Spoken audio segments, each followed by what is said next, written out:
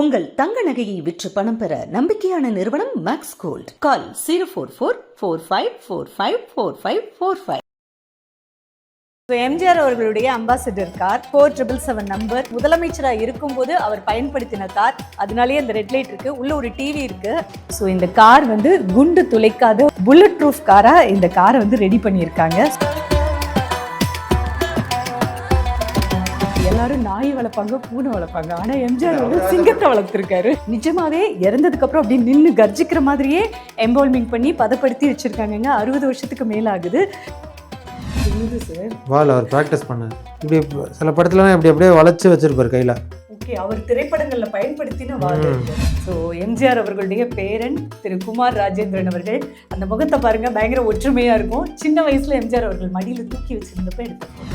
எம்ஜிஆர் அவர்கள் குண்டடிப்பட்டப்ப அவருடைய கழுத்துல போடப்பட்டிருந்த பேண்டேஜ், ஆனா இது பயங்கர வெயிட் இல்லை சார் கழுத்துல போட்டிருக்கும் போது. அது டிவி, இது ரெண்டும் டிவி, குட்டி டிவி பாருங்க. ஜப்பான்ல வாங்கின குட்டி டிவி. ரூம் ஏதோ பயங்கர அமைதியாக இருக்கிற மாதிரி ஃபீல் ஆகுது சார். எல்லா ரூமுக்கு போகும்போதும் வேறு மாதிரி ஒரு ஃபீலுங்க ஜென்ரலாக. பட் இந்த ரூமுக்குள்ள வரும்போது ஒரு மாதிரி ஒரு அமைதியாக ஒரு ஃபீலிங் இருக்குது. பழைய காலத்து சார் ஜென்ரலாக உங்களுக்கும் அப்படி ஃபீல் ஆகுதா இல்லையா? எம்ஜிஆர் அவர்களுடைய அறை, அவருடைய சேர், அவரோட தொப்பி, அவர் பயன்படுத்தின புத்தகங்கள், கர்ச்சீஃப், நோட்பேட், டெலஃபோன். ஒரு முதலமைச்சர்னா 2 வண்டி வச்சிருக்கணும், ஒரு எமர்ஜென்சினா இன்னொரு வண்டி அதே மாதிரி வண்டி வச்சிருக்கணும் பாதுகாப்பு காரணங்களுக்காக. ஸோ அந்த வண்டி கூட அவர் வந்து சொந்தமாக அவர் வாங்கலை, ஏன்னா அவர்கிட்ட அப்போ பணம் இல்லை. முதலமைச்சர் எம்ஜிஆர்கிட்ட பணம் இல்லையா? அவர் ஷார்ட்டாக கொஞ்சம் ஹைட்டு கம்மியாக இருக்காருன்னு சொல்லி அவருக்கு எப்போவுமே ஒரு தாழ்வு மனப்பான்மை இருக்கும். ஸோ ஒரு நிறைய வாட்டி டாக்டர்கிட்டலாம் கேட்டிருப்பார் போல. அதில் ஒரு டைரியில் ஒரு பேஜில் எழுதியிருக்காராம், நாளைக்கு காலையில் வந்து நான் எந்திரிக்கக்கூடாது, நாளைக்கு காலையில் உயிரோடு இருக்கக்கூடாது ஆண்டவனே. எம்ஜிஆர் அவர்கள் சினிமாவில் நிறைய ஆதிக்கம் செலுத்திட்டு இருக்கும்போது அரசியலுக்கு ஏன் வந்தார் அப்படிங்கிற ஒரு விஷயம் என்ன சார்? அவர் வந்து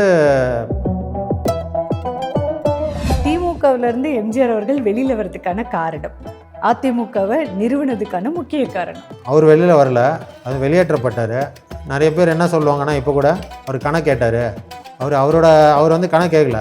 அவர் என்ன சொன்னார்னா, துப்பாக்கியை வந்து இல்லீகலாக வச்சுருந்தாரு, அவர் லைசன்ஸ் எக்ஸ்பைர் ஆகிடுச்சு, அந்த துப்பாக்கியை வச்சுருந்தாருன்னு சொல்லி தான் அவரை வந்து கைது பண்ணி அவரை வந்து சிறைச்சாலை வச்சுருந்தாங்க. ஆனால் கடைசியில் வந்து அந்த வழக்கில் வந்து யார் குற்றம் சாட்டப்பட்டாங்களோ,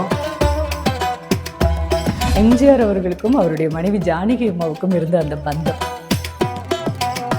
எம்ஜிஆர் அவர்கள் அப்படிங்கும்போது அவருக்கு 3 மனைவிகள் இருந்தாங்க, பெண்கள் அப்படின்ற ஒரு சர்ச்சை எப்பயுமே கூட வந்திருக்கு இல்லையா? ஸோ அதில் நீங்கள் அந்த குடும்பத்துக்குள்ளே இருந்து வந்திருக்கீங்க, அதுக்கு என்ன பதில் சொல்ல விரும்புகிறீங்க? ஸோ எம்ஜிஆர் அவர்கள் ஜெயலலிதா அவர்களை அரசியலுக்குள்ளே கூட்டிகிட்டு வராங்க அதிமுகவுக்கு திரைத்துறையில் இருந்து. அந்த சமயத்தில் இதனால் வந்தக்கூடிய சர்ச்சைகள்லாம் என்னென்ன? எம்ஜிஆர் அவர்கள் மறைஞ்சப்போ அந்த வண்டியிலிருந்து ஜெயலலிதா அவர்களை தள்ளிவிட்ட ஒரு நிகழ்வு நடந்ததில்ல, உண்மையிலேயே அவங்களை தள்ளிவிட்டது யாரு, ஏன்? அதையும் தாண்டி கட்சியில வந்து 2ஆ 3ஆ அந்த கட்சிக்குள்ள இருந்தவங்க பிரிஞ்சு போய் வேற கட்சி கொடியை அறிமுகப்படுத்துறது, வேற கட்சி ஆரம்பிக்கிறது, இதெல்லாம் பார்க்கும்போது என்ன கேட்டீங்கன்னா அது வந்து ரொம்ப நல்ல ஹெல்த்தியான விஷயம்.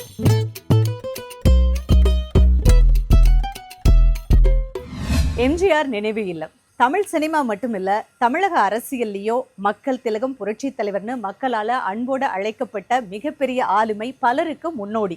சினிமாவில் ஆதிக்கம் செலுத்தின எம்ஜிஆர் அவர்களுக்கு அரசியல் ஆர்வம் வந்தது ஏன்? திமுகவில இருந்து வெளியேறி அதிமுக அப்படிங்கிற ஒரு கட்சியை உருவாக்குனது ஏன்? அவருக்கு ஏன் குண்டடிப்பட்டுச்சு? பசியை பத்தி எம்ஜிஆர் அவர்களுக்கு இருந்த புரிதல் என்ன? அதனால அடைந்த பயன் என்ன அப்படிங்கறதெல்லாமே பேசலாம். உள்ள வந்தோடனே ஒரு பெரிய ஹால், எம்ஜிஆர் அவர்கள் வாங்கின பரிசு பொருட்கள், விருதுகள், கேடயங்கள் எல்லாமே இருக்கு. எஸ், அம்பாசிடர் கார், வாவ், எவ்வளோ அழகாக இருக்குல்ல. ஸோ எம்ஜிஆர் அவர்களுடைய அம்பாசிடர் கார், இங்கே ஒரு டேஷ்போர்ட் இருக்குது, இதில் வந்து ஒரு பல்பு இருக்குமா. ஸோ இது ஏசி, இதுக்குள்ளே எல்லா பட்டன்ஸும் அங்கே இருக்குது, கண்ட்ரோல். அண்ட் இந்த டிவி, அவருக்கு கிரிக்கெட் ரொம்ப பிடிக்கும், ஸோ அதுக்காக உள்ளே ஒரு டிவி வச்சுருக்கார். அண்ட் இது ஒரு வசதியான ambassador car, normal ambassador car இல்லை. ஸோ இந்த கார் வந்து குண்டு துளைக்காத ஒரு கார். எம்ஜிஆர் அவர்கள் முதலமைச்சராக இருக்கும்போது இந்த காரில் பயணம் செய்யும்போது அவருடைய பாதுகாப்புக்காக புல்லட் ப்ரூஃப் காராக இந்த காரை வந்து ரெடி பண்ணியிருக்காங்க. ஸோ எந்த ஒரு குண்டுமே துளைக்க முடியாது அப்படின்ற மாதிரி. ஸோ அப்போல்லாம் அம்பாசிடர் காரில் பவர் விண்டோ இருக்காது. ஸோ அவர் அதுக்கான விஷயங்கள் எல்லாம் ஜப்பான்லேருந்து வாங்கிட்டு வந்து எம்ஜிஆர் அவர்கள் தன்னோட அம்பாசிடர் காரில் பண்ண பவர் விண்டோ ப்ரோக்ராம்ஸ். ஸோ இதில் உள்ள கிளாஸ் ஃபுல்லாக பிளாக் கிளாஸ் போட்டு வச்சுருக்காங்க. யார் பிரச்சாரத்துக்கு போகும்போது மக்கள் பார்க்கணும் அப்படின்னா அந்த பவர் விண்டோ அப்படி சுவிட்ச் அமைக்கினா போதும் இல்லையா, அதுக்காக அது இந்த வசதியை பண்ணியிருக்காரு. கிளாஸ் இறக்கிட்டு மக்களை பார்த்து இந்த ரெட்டை இலை அப்படின்ற சிம்பிள் காமிப்பார். அண்டு சீட்டு இதோட குஷன்ஸ் எல்லாமே நார்மலாக இருக்கிற அம்பாசிடரை விட கொஞ்சம் வசதியாகவே இருக்குது. டாக்டர் எம்ஜிஆர் சொந்த கார் 1976 to 1987 வரைக்கும் எம்ஜிஆர் அவர்கள் பயன்படுத்தின கார். ஸோ எம்ஜிஆர் அவர்களுடைய வாட்ச் வந்து கொஞ்சம் ஃபேமஸ்ல சார். ஆமாம், ஏதோ ஊருக்கு போனால் வாட்ச் வாங்கிட்டு வருவார். அது மாதிரி இது இந்த வாட்ச் வந்து உலகம் சுற்றும் வாலிபனில் போட்டிருப்பாரு. இந்த வாட்ச் வந்து ஒரு சிஎம் இருக்கும்போது நிறைய நாள் போட்டிருப்பாரு, நீங்கள் பார்த்துருப்பீங்க. சீக்கோ வாட்ச் இது. ஓகே, ரொம்ப ஃபேமஸ். ஸோ அவரோட வெள்ளை தொப்பி, இந்த தொப்பி மட்டும் நிறைய வச்சிருப்பாரா? இதே பேட்டர்ன்? ஆமாம், நிறைய வச்சிருப்பாரு. அவரோட தொப்பி கண்ணாடின்றது அவரோட ஐடென்டிட்டி இல்லை. ஸோ அந்த தொப்பிக்கும் கண்ணாடிக்கும் ஏதாவது சீக்ரெட் இருக்கா? தொப்பி வந்து ஒருத்தர் வந்து அவருக்கு தொப்பி கொடுத்தாங்க, அது போட்டோன்னா எல்லாம் நல்லா இருக்குன்னு சொன்னோன்னா அது மாதிரி வாங்கி போட ஆரம்பித்தார். அவ்வளோதான். கண்ணாடி வந்து அவருக்கு வந்து ரீடிங் பவர், அதனால் வந்து அது கூலிங் கிளாஸாக போட்டால் நல்லாயிருக்கும் டாக்டர் சொன்னால ஒரு அது கூலிங் கிளாஸாக போட்டார். இந்த 1985 இவர் 10வது ஆண்டை நோக்கி போகும்போது எம்ஜிஆர் மன்ற மாநாடு வந்து அப்போ வந்து எல்லா மாவட்ட செயலரும் பணம் கொடுத்து தலைமை கழகம் சார்பில் இந்த செங்கோலை வந்து அவருக்கு பரிசாக கொடுத்தாங்க. ரொம்ப ஃபேமஸான செங்கோல் இது. இந்த செங்கோலோட விலை என்ன இருக்கு? நீங்கள் பார்த்துருப்பீங்க. கொடுத்த செங்கோல் எல்லாரும் கொடுத்தாங்க, இப்போ அவங்களும் இருந்தாங்க. ஒரு 80,000 ரூபாய்க்குள்ளே இருக்கும். இது அவருடைய ட்ரெஸ் எல்லாமே வச்சுருக்கீங்களா? ஆமாம், இது அவர் அந்த டாக்டர் பட்டம் கொடுத்தாங்களே, அந்த கவுன் போட்டிருந்தார்ல, அந்த கவுன், அந்த டாக்டர் பட்டம் அங்கே இருக்கு பாருங்க, அந்த ரோப். ஓகே, அது டிவி, இது ரெண்டும் டிவி, குட்டி டிவி பாருங்க. ஓ ஆமாம், இந்த குட்டி டிவியில் படம் உலகம் சுற்றும் வாலிபன் போனார்ல ஜப்பானுக்கு, ஆமாம், அப்போ வாங்கிட்டு வந்திருக்காரு. ஓ ஜப்பானில் வாங்கின குட்டி டிவிங்க இவ்வளோதான் இருக்குது. நம்ம செல்ஃபோன் வந்ததுக்கு அப்புறமா அதை விட குட்டியாக ஒரு டிவியை பார்க்க முடியுமான்னு அந்த இருக்கு பாருங்க. என்ன சார் இது இவ்வளோ பெரிய சிங்கம்? அப்பா, நிஜமாவே எம்ஜிஆர் அவர்கள் வளர்த்த சிங்கமா? இது உயிரோட சிங்கத்தை பரிசா கொடுத்தாங்க, அதை பதப்படுத்தி வச்சிருந்தாரு. 2 சிங்கம் இருந்தது, ராஜா ராணின்னு. ராஜா இது, ராணி வந்து 1970s வந்து விலங்கு பாதுகாப்பு சட்டம் கொண்டு வந்தாங்க, இன்டர்நேஷ்னல் கன்வென்ஷன். அது அந்த கன்வென்ஷன் போது இந்த என்டேஞ்சர் ஸ்பீஷீஸ்லாம் வீட்டில் வளரக்கூடாதுன்னு சொன்னோன்னா அந்த சிங்கத்தை வந்து ஜூக்கு கொடுத்துட்டாரு. என்னென்ன விலங்குகள் எல்லாம் எம்ஜிஆர் அவர்கள் விரும்பி வளர்த்தாரு? நிறைய இருந்திருக்கு, எல்லா விலங்குகளும், டியாரு எல்லாமே இருந்திருக்கு. ஒரு ராமவரம் தோட்டத்தில் அது ஒரு காடு தோட்டம் தானே. ஆமாம், இங்கே நிறைய புத்தகங்கள் இருக்குது, எல்லாமே எம்ஜிஆர் அவர்கள் படித்த புத்தகங்கள். இந்த புத்தகங்களை பார்க்கும்போது அவர் எவ்வளோ அறிவாளியாக இருந்திருக்காரு அப்படின்றது தெரியுது. டார்வின், மார்க்ஸ், டால்ஸ்டாய் இப்படின்னு பெரிய பெரிய அறிஞர்கள் எழுதின நிறைய புத்தகங்கள் இங்கே இருக்குது. அவருடைய அறை அப்படிங்கிறது இந்த பில்டிங்கில். ஸோ எம்ஜிஆர் அவர்களுடைய அறை அப்படிங்கிறது இந்த வீட்லேயே ரொம்ப பொக்கிஷம். ஸோ அந்த வீட்டுக்கு அந்த ரூமுக்குள்ளே போகலாம். இந்த ரூம் ஏதோ பயங்கர அமைதியாக இருக்கிற மாதிரி ஃபீல் ஆகுது சார். எல்லா ரூமுக்கு போகும்போதும் வேறு மாதிரி ஒரு ஃபீலுங்க ஜென்ரலாக. பட் இந்த ரூம்குள்ளே வரும்போது ஒரு மாதிரி ஒரு அமைதியாக ஒரு ஃபீலிங் இருக்குது. எதனால என்னால் அப்படி ஒரு ஃபீல் பண்ண முடியுது? பழைய காலத்து சார், ஜென்ரலாக உங்களுக்கும் அப்படி ஃபீல் ஆகுதா இல்லையா? ஐயோ, எனக்கு பயங்கர கூஸ் பம்ஸாக இருக்குது. எம்ஜிஆர் அவர்களுடைய அறை, அவருடைய சேர், அவரோட தொப்பி, அவர் பயன்படுத்தின புத்தகங்கள், கர்ச்சீஃப், நோட்பேட், டெலஃபோன். இது அண்ணாவோட கடிதம், அவரோட தம்பிகளுக்காக எழுதின கடிதம். Okay. Dear brother, go to the people, live among them, learn from them, love them, serve them, plan with them, start with what they know, build on what they have. To those who want to engage themselves in public service. நீங்கள் வந்து எம்ஜிஆர் அவர்களோட பயங்கர ஃபேன்னு நினைக்கிறேன். இவர் வந்து எம்ஜிஆரோட பேருன்னு சொல்கிறத விட அவருடைய விசிறி அப்படின்னு சொல்லலாம். ரசிகர் இல்லை? ரசிக்கிறீங்க அவரை பயங்கரமாக. இது பாரத் விருதுனா இதுக்கு என்ன? சினிமா ரிக்ஷாக்காரன் படத்துக்காக கொடுத்தாங்க. ஓ, பாரத் விருது. ஸோ அவருடைய அந்த பழைய பீரோ, இந்த சேர், இந்த சோஃபாலாம் எனக்கு பார்க்கறதுக்கு ரொம்ப வித்தியாசமா இருக்கு. இந்த ரூம்ல வந்து அப்பவே வால்பேப்பர்லாம் வச்சு ஓட்டியிருக்காங்க இல்லை சார்? ஓ, இந்த சேர்ஸ்லாம் இப்படி தான் அரேஞ்ச் பண்ணி இருக்கும் அவரை பார்க்க வந்தா உட்கார்ந்து பேசுறதுக்காக. ரெட்டை இலை, இது பாருங்க, இந்த பென் ஸ்டாண்டே பாருங்க, ரெட்டை இலை பென் ஸ்டாண்டு. ஸ்ரீகாந்த், கிருஷ்ணமாச்சாரி ஸ்ரீகாந்த் கொடுத்த கிரிக்கெட் பேட். இவ்வளோ பெரிய பேண்டேஜ் பாருங்க, அது கூட அவர் பத்திரமா எடுத்து வச்சிருக்காரு. இப்போ இந்த வீடை பராமரிக்கிற அவருடைய பேரன் திரு குமார் அவர்களும் இந்த பேண்டேஜை பத்திரமா வச்சிருக்காரு. புலித்தோல் வந்து அவர் யோகா பண்ணும்போது பயன்படுத்தின புலித்தோல். இது ஒரு அறை. இது என்ன அறை சார்? சந்திக்கிற அறை. ஓ, விருந்தினர்களை சந்திக்கிற அறை. 1970s தொலைக்காட்சி பெட்டி இது. ஸோ அப்போல்லாம் வந்து டிவிக்கு வந்து டோர் இருக்கும், அந்த 2 டோர் வச்சு அடைச்சிப்பாங்க. ஸோ இது வந்து எம்ஜிஆர் அவர்கள் வந்து கெஸ்ட்டு வந்தால் சந்திக்கிற ரூமு. அவங்க அம்மாவோட பெரிய ஃபோட்டோ போட்டு ஃப்ரேம் பண்ணி வச்சுருக்காங்க. எம்ஜிஆர் அவர்களுடைய தாயார் சத்யா அம்மா. எம்ஜிஆர் அவர்கள் அவங்க அம்மா மேலே பயங்கர மரியாதையோடு இருந்தாங்க. அந்த காலத்து திரைப்படங்கள்லாம் தாய் பாசத்தை ரொம்ப அதிகமாக சொல்லியிருந்தாங்க இல்லையா? எம்ஜிஆர் அவர்கள் குறிப்பாக அவங்க அம்மா மேலே பயங்கர அன்பு, மரியாதை, பாசம். அவங்க அம்மா தான் அவருக்கு தெய்வம். ஸோ அதை திரைப்படங்கள்லையும் பதிவு பண்ணிகிட்டே இருந்தார். குடிக்கக்கூடாது, தம் அடிக்கக்கூடாது, பொய் சொல்லக்கூடாது, திருடக்கூடாது, தாய்னா அவ்வளோ அன்பாக மரியாதையாக இருக்கணும்னு. பிற்காலத்தில் வந்த திரைப்படங்கள்லாம் பார்த்திங்கன்னா தாயை அடிக்கிறது, கிண்டல் அடிக்கிறது வரைக்கும் காமிக்கும்போது ரியல் லைஃப்பில் அது இன்னும் அதிகமாயிட்டு அப்படிங்கிற ஒரு சர்ச்சையும் இருக்குது இல்லையா? ஏன்னா திரைப்படங்கள் மக்கள்கிட்ட அதிகமான இம்பேக்டை க்ரியேட் பண்ணும். அவர் நடித்த அத்தனை திரைப்படங்களோட காப்பீஸும் இதில் இருக்குது. குண்டு கல்யாணம் இவரோட தம்பி. அண்ணா திராவிட முன்னேற்ற கழகத்துடைய முதல் உறுப்பினர் பதிவு விண்ணப்பத்தால் இங்கே இருக்கு பாருங்க. முதல் தொண்டர் எம்ஜி ராமச்சந்திரன் சார். இது வந்து இவர் பச்சை குத்திக்கிட்டாரா?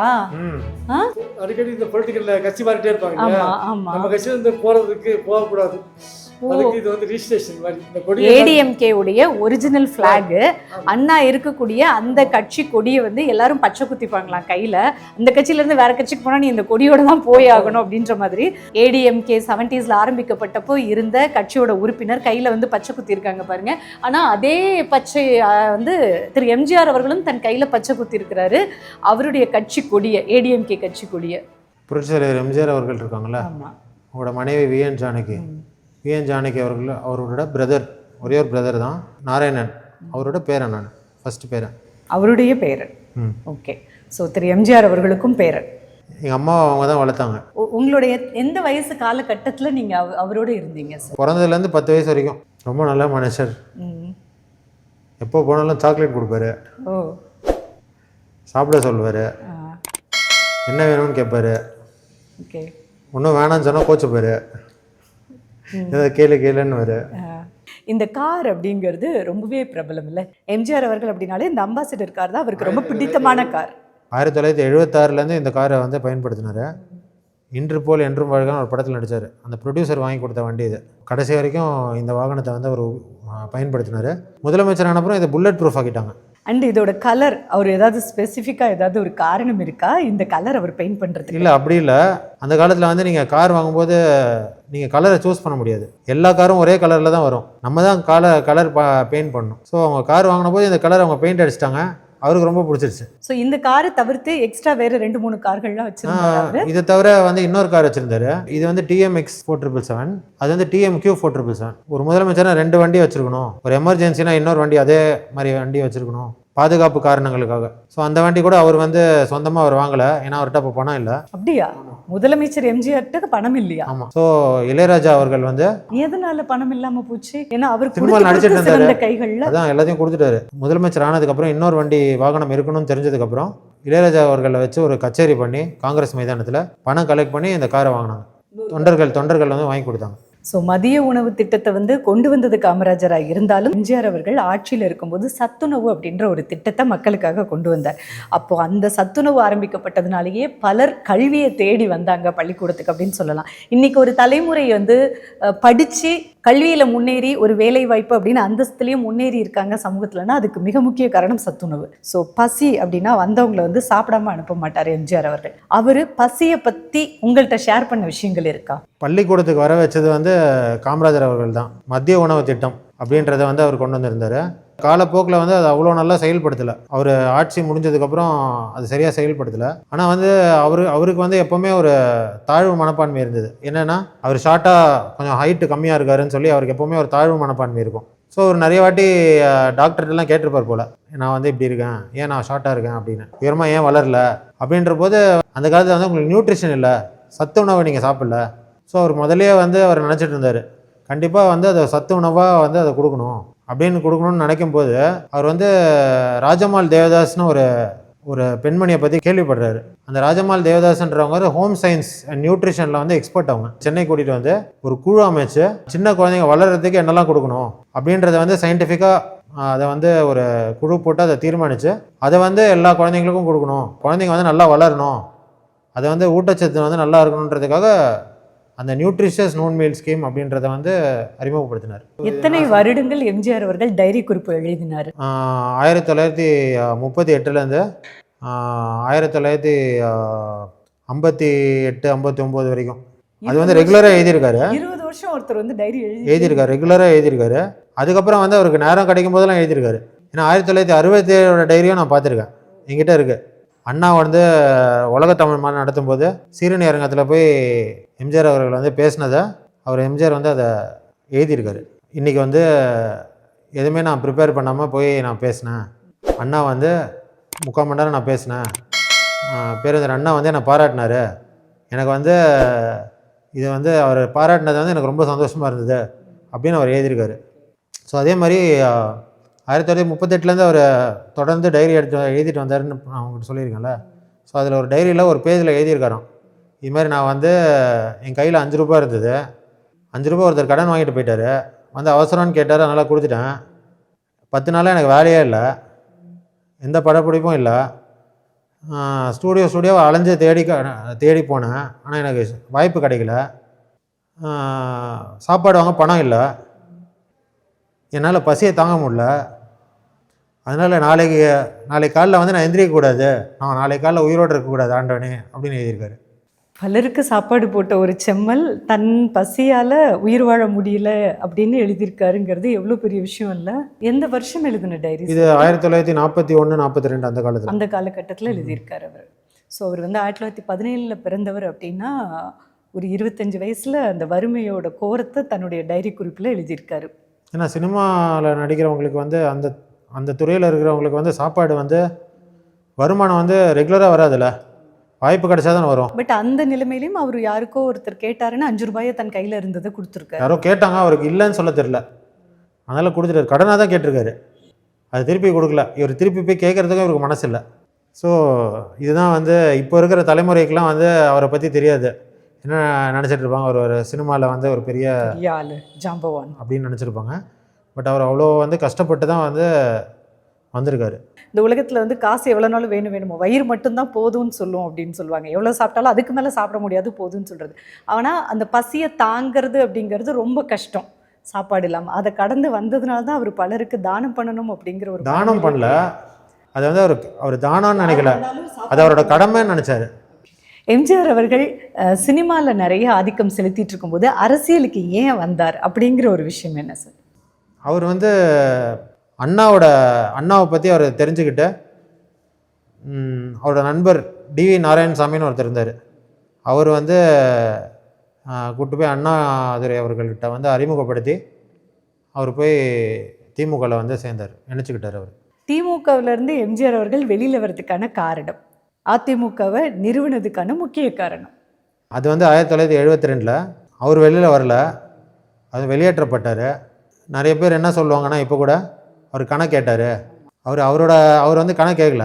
அவர் என்ன சொன்னார்னா, காங்கிரஸ் வந்து ஊழல் பண்ணுதுன்னு சொல்லி தான் நம்ம பதவிக்கு வந்தோம், இப்போ வந்து நம்ம வந்து திமுக வந்து ஊழல் பண்ணுதுன்னு சொல்கிறாங்க, அதனால் வந்து எல்லா பதவியில் இருக்கிறவங்களும் ஆட்சிக்கு வரதுக்கு முன்னாடி எவ்வளோ சொத்து விவரம், நம்ம சொத்து விவரம் என்ன, இப்போ என்ன சொத்து விவரம் அப்படின்றத அவர் தொடங்கி எல்லாரும் வந்து அதை பப்ளிஷ் பண்ணணும்னு அவர் சொன்னார்.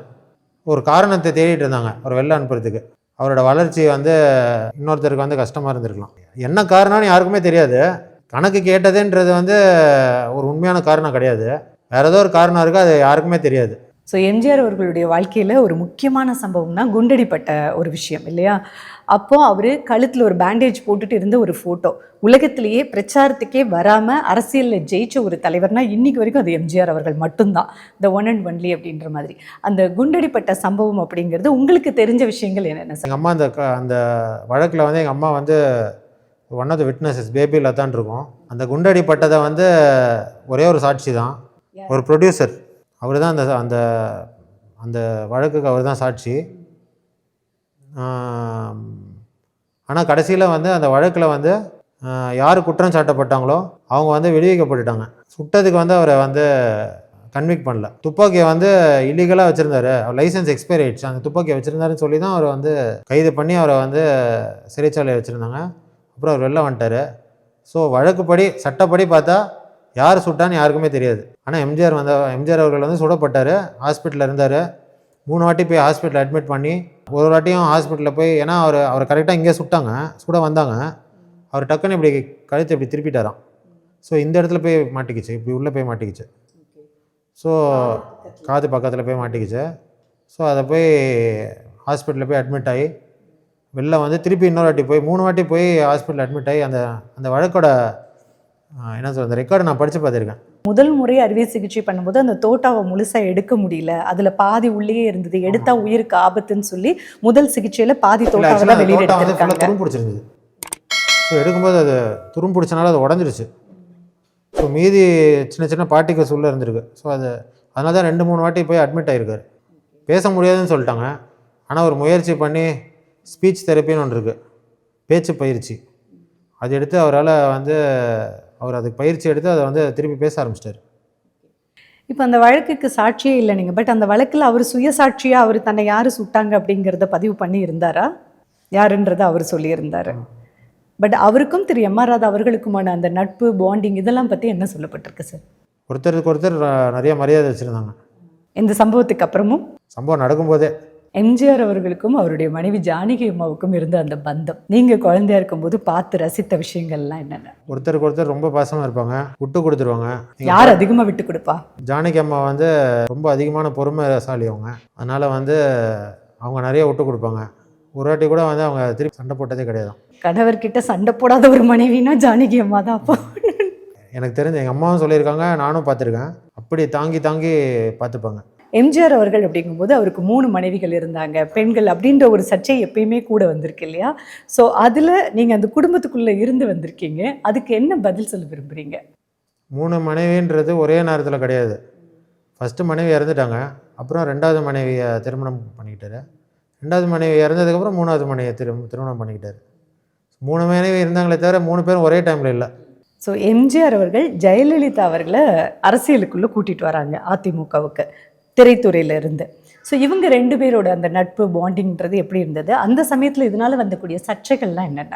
1973 தான் கடைசியாக தலைவரும் அம்மாவும் கடைசியாக நடித்த படம் ரிலீஸ் ஆச்சு, ஜெயலலிதா அம்மாவோட படம். ஸோ அதுக்கப்புறம் 2 பேருக்கும் வந்து எந்த விதமான தொடர்பும் கிடையாது. 1981 நவம்பர் டிசம்பர் அந்த டைமில் வந்து அவங்களுக்கு வந்து படம் வாய்ப்பு இல்லை. அந்த நேரத்தில் வந்து என்னோடய பாட்டி ஜானகி அம்மா இருக்காங்கள்ல, ஜானகி அம்மா தொடர்பு கொள்கிறாங்க. இதுமாதிரி எனக்கு படம் இல்லை, சில ப்ராப்ளம் எனக்கு இருக்குது, சில கஷ்டம் இருக்குது அப்படின்னு தொடர்பு கொள்கிறாங்க. ஜெயலலிதா அவர்களோட தாயும் எங்கள் பாட்டியும் ஜானகி அம்மா அவர்களும் நண்பர்கள் அந்த காலத்தில். ஸோ அவங்க வந்து தலைவர்கிட்ட சொல்கிறாங்க, இதுமாதிரி கஷ்டப்படுறாங்க, எதாவது செய்யுங்கன்னு. அப்போது தலைவர் வந்து முதலமைச்சராக இருக்கார். முதலமைச்சராக இருக்கும்போது அப்போ வந்து உலகத்தமிழ் மாநாடு நடத்த போகிறாரு. ஸோ உலகத்தமிழ் மாநாட்டில் ஒரு நாட்டிய நாடகம் ஆடுறதுக்காக அவங்கள வந்து ஒப்பந்தம் செய்யலாம், அவங்களுக்கு ஏதாவது ஒரு வாய்ப்பு கொடுக்கலான்னு சொல்லி ஒப்பந்தம் செய்யும்போது அங்கே வந்து நல்லா அவங்க பெர்ஃபார்ம் பண்ணுறாங்க, நல்ல வரவேற்பு இருந்தது அந்த உலகத்தமிழ் மாநாட்டில். அதுக்கப்புறம் அடுத்தது என்ன செய்யலாம் அப்படின்னு நினைக்கும்போது இந்த சத்துணவு திட்டத்தை வந்து அறிமுகப்படுத்தும் போது தமிழ்நாடு ஃபுல்லாக சத்துணவு வந்து நல்லா நடக்குதா அப்படின்னு கண்காணிக்கிறதுக்கு ஒரு குழு அமைக்கிறாங்க. அந்த குழுவுக்கு வந்து ஜெயலலிதா அம்மா வந்து அவங்களுக்கு ஒரு வாய்ப்பு கொடுத்து அவங்கள பண்ண சொல்கிறாங்க, நல்லா பண்ணுறாங்க அவங்க. ஸோ அதனால் வந்து அது வந்து அவங்க வேணும்ன்ட்டே அவங்க ஒரு அரசியலுக்கெலாம் கூட்டிகிட்டு வரல. அது ஆட்டோமேட்டிக்காக அவங்களுக்கு வந்து நிறைய லீடர்ஷிப் குவாலிட்டிஸ் இருந்தது. யார் லீடர்ஷிப் குவாலிட்டி இருந்தாலும் அதை வந்து தலைவர் வந்து அப்ரிஷியேட் பண்ணுவார். இப்போ இன்றைக்கி வந்து தலைவர் உயிரோடு இருந்தாருன்னா உங்களை பார்த்தீங்கன்னா உங்களை கூட அப்ரிஷியேட் பண்ணுவார். அது யாரை கேட்டிங்கனாலும் சொல்லுவாங்க, எல்லாருக்குமே என்ன வாய்ப்பு அவரால் கொடுக்க முடியும் அப்படின்னு வந்து அவர் யோசிப்பார். ஸோ அது மாதிரி வந்து அவங்க வந்து ஆர்கானிக்காக அவங்க வந்து பாலிடிக்ஸ்குள்ளே வந்தாங்க. அப்போது தலைவர் வந்து அதிமுக தலைவராக இருந்தார், முதலமைச்சராக இருந்தார். ஸோ வந்து அவருக்கு கிரெடிட் போச்சு. பட் அவங்க வந்து சுயமாக வந்து அவங்களுக்கும் வந்து நிறைய குவாலிட்டிஸ் இருந்தது. இல்லைனா அவர் இறந்ததுக்கப்புறம் 30 வருஷம் வந்து அவங்களால அரசியலில் இருக்க முடியல. கடைசி வரைக்கும் அவங்க அரசியலில் இருந்தாங்க, முதலமைச்சராக தானே இருந்தாங்க. ஆனால் எம்ஜிஆர் அவர்கள் மறைஞ்சப்போ அந்த வண்டியிலேருந்து ஜெயலலிதா அவர்களை தள்ளிவிட்ட ஒரு நிகழ்வு நடந்ததில்ல, உண்மையிலேயே அவங்களை தள்ளிவிட்டது யாரு, ஏன்? முன்னாடி லாரியில் ஏற ட்ரை பண்ணும்போது அங்கே எங்கள் மாமா வந்து அதில் யாருமே நிற்கக்கூடாதுன்னு சொல்லியிருந்தாங்க, அவரே நிற்கக்கூடாதுன்னு சொல்லியிருந்தாங்க, எடுத்துகிட்டு உடனே வந்துடணும்னு சொன்னாங்க. ஸோ அவர் சொன்னார், நிற்காதீங்க, இது மேலே வராதிங்கன்னு சொன்னார். சொல்லும்போது இவங்க வந்து சாரி கட்டி மேலே ஏறும்போது அவங்க தவறி கீழே விழுந்துட்டாங்க. விழும்போது எங்கள் மாமா அவங்க கையை பிடிச்சிட்டாங்க. சரியா? அதனால் வந்து இவர் தள்ளி விட்டாருன்றது உண்மையே கிடையாது. அதை அப்படி வந்து அதை காமிச்சிட்டாங்க. எங்கேயுமே ஜெயலலிதா அவர்கள் வந்து எங்கள் மாமா தள்ளி விட்டாருன்னு எங்கேயுமே சொன்னதே கிடையாது. ஜெயலலிதா அவர்கள் வந்து கடைசி வரைக்கும் அவரை வந்து இப்படி பண்ணார் அவர் அப்படின்னு ஒரு வாட்டி கூட சொல்லவே இல்லை. மற்றவங்க தான் அப்படி சொல்லி சொல்லி அவரை ஃபேமஸ் ஆக்கிட்டாங்க. ஜெயலலிதா அவர்களுடைய அந்த அரசியல் ஆளுமையை எம்ஜிஆர் அவர்களுக்கு அப்புறமா அந்த கட்சியை கட்டி காத்த விதத்தை நீங்கள் எப்படி பார்க்குறீங்க? 1987 அவர் இறந்தார். இறந்தபோது வந்து 2 பேர் வந்து முதலமைச்சர் ஆகணும்னு ஆசைப்பட்டாங்க. ஒன்று வந்து ஆர்.எம். வீரப்பன் அவர்கள், அடுத்து வந்து நெடுஞ்செழியன் அவர்கள். So RM. வீரப்பன் அவர்கள்கிட்ட நிறைய எம்எல்ஏ இருந்தாங்க, நெடுஞ்செழியன்கிட்டே நிறைய எம்எல்ஏ இருந்தாங்க.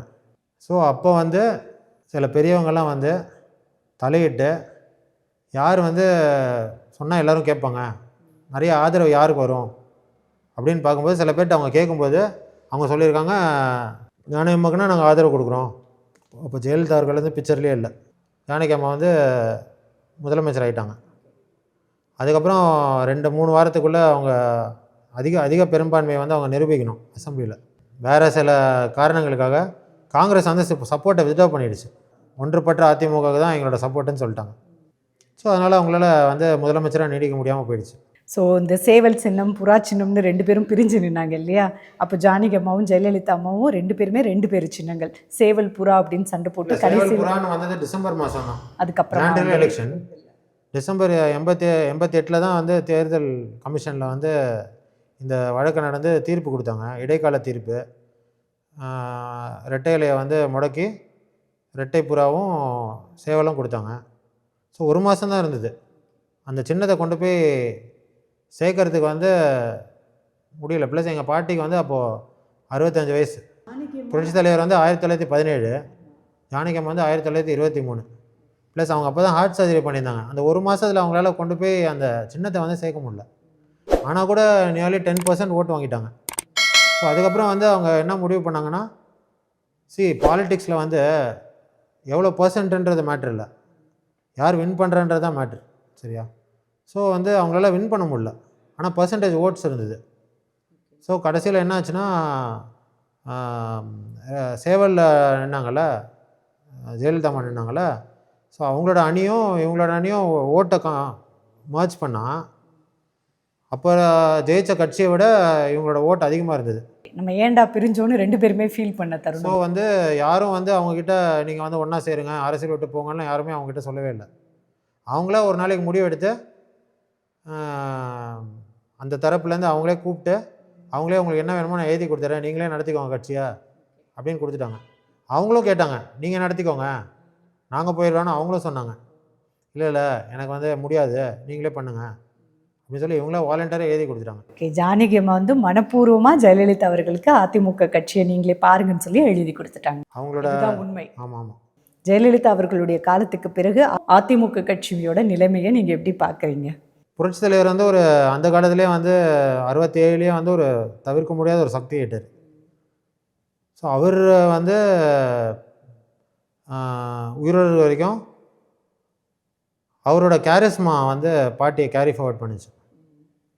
ஸோ அதுக்கப்புறம் ஜெயலலிதா அம்மாவும் வந்து ஒரு சினிமா துறையில் இருந்தவங்க, எல்லாருக்கும் அவங்க முகம் தெரியும். ஸோ அவங்களாலையும் வந்து கேரி ஃபார்வர்ட் பண்ண முடியும். அவங்களுக்கும் கொஞ்சம் லீடர்ஷிப் குவாலிட்டிஸ், நான் சொன்னேன்ல, அவங்களுக்கும் நிறைய லீடர்ஷிப் குவாலிட்டிஸ் இருந்தது. அவங்களும் கேரி ஃபார்வர்ட் பண்ணாங்க 30 years.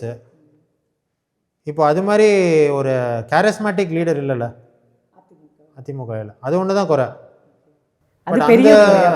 அது பெரிய குறையா பார்க்குறீங்களா, எப்படி பார்க்குறீங்க? கண்டிப்பாக அது ஒரு பெரிய குறை தான். இப்போ இருக்கிறவங்களே ஏற்றுப்பாங்க. அதையும் தாண்டி கட்சியில் வந்து 2ஆ 3ஆ அந்த கட்சிக்குள்ளே இருந்தவங்க பிரிஞ்சு போய் வேறு கட்சி கொடி அறிமுகப்படுத்துறது, வேறு கட்சி ஆரம்பிக்கிறது, இதெல்லாம் பார்க்கும்போது என்ன கேட்டிங்கன்னா அது வந்து ரொம்ப நல்ல ஹெல்த்தியான விஷயம். ஆமாம், ஏன்னா இதுக்கு வந்து நம்ம வந்து தலைவர் எம்ஜிஆர் அவர்களையும் ஜெயலலிதா அம்மையாரையும் பாராட்டணும். ஏன் தெரியுமா? நிறைய பேரை வந்து அவங்க என்ன சொல்கிறது, இன்ஸ்பயர் பண்ணியிருக்காங்க லீடர் ஆகிறதுக்கு, இல்லையா? அதனால தானே எல்லோரும் லீடர் ஆகணும்னு ஆசைப்படுறாங்க. அதனால தானே நிறைய பிரிவாக போகுது. திரைப்படங்களில் சம்பாதிச்ச தன்னுடைய அனைத்து சொத்துக்களையும் எம்ஜிஆர் அவர்கள் தான் இறக்கிறதுக்கு முன்னாடியே மக்களுக்காக எழுதி வச்சுட்டு மறைந்த மகான். ஊழல் கரை படியாத ஒரு அரசியல் தலைவர். இந்த தலைமுறை எம்ஜிஆர் மாதிரியான ஒரு பெரிய அரசியல் தலைவரை பத்தி கண்டிப்பா தெரிஞ்சுக்கணும். டி நகர்ல இருக்கக்கூடிய எம்ஜிஆர் நினைவு இல்லத்துக்கு எல்லாரும் வந்து அவரை பத்தி தெரிஞ்சுக்கணுங்க. கண்டிப்பா உங்கள் தங்க நகையை விற்று பணம் பெற நம்பிக்கையான நிறுவனம் மேக்ஸ் கோல்ட். கால் 04445454545.